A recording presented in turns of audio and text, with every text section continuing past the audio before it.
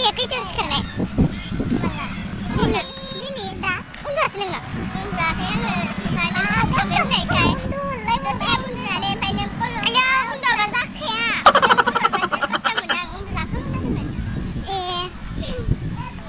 सानाव उन्दुयोना उन्दुआ? दे सानाव उन्दुयोना उन्दुआ बुं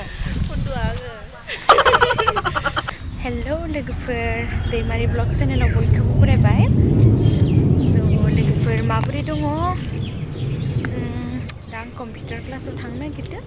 जोंनि कम्पिउटार सेन्टारा मादि स' नोंथांमोननो देखायनोसै दुब्लिदिब्ला भिडिअखौ स्टार्ट खालामनोसै लोगो सासेखौ नेगासिनो दाबो फैया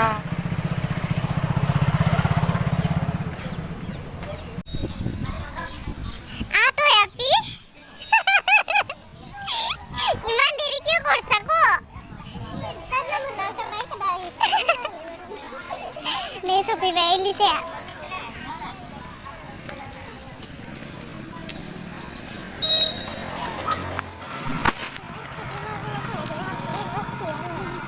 आङो ना मा बुङो आइथिंखौनो खारा खारा मोनो मानसि जमा जमा थाबाथाय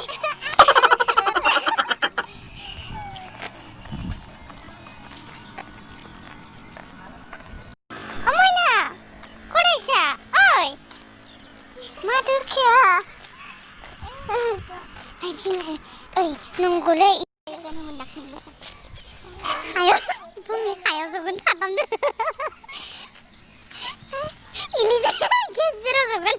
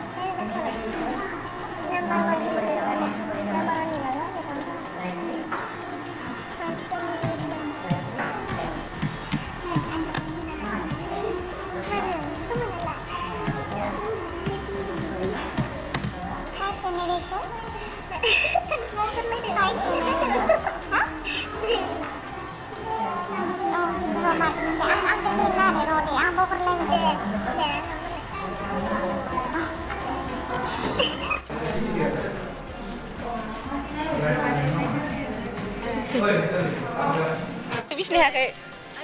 चक्लेट गरसे गरसे होदो आरोना जोंनो नै only one चक्लेट ओमफ्राय सासेया बिसिनो हायाखै स' थांनोसै दासो सुटि जादों दा खैथा जादों टाइमा हे गाइस सरि दे माने आं जेब्ला भिडिअ खालामो ना माने अब्लानो माने कल फैना होयो आरोना स' आं भिडिअखौ काट खालामनो हाया जाबाय आरो ओमफ्राय जों दा थांनोसै जोंनि कम्पिउटार क्लासआ 2 PM निफ्राय 3 PM सिम 4 PM सिम लायो जोङो ओमफ्राय नै जों टंलायावनो लायो टंला मिलनपुर होनो बेयावनो जों लायो फ्रि कर्स आरोना 3 मान्थ ओमफ्राय एभ्रिडे फोरोङो आरो ओमफ्राय सानसेयाव 3 आवार्सके फोरोङो ओमफ्राय जोङो 2 आवार्स सोलोंनानै फैयो आरो स' बेनोसै स' नोंथांमोना आंनि भिडिअखौ नायनानै मोजां मोनबायबा like comment subscribe and share खालामना होबानो जाबाय थेंक इउ फर वाचिं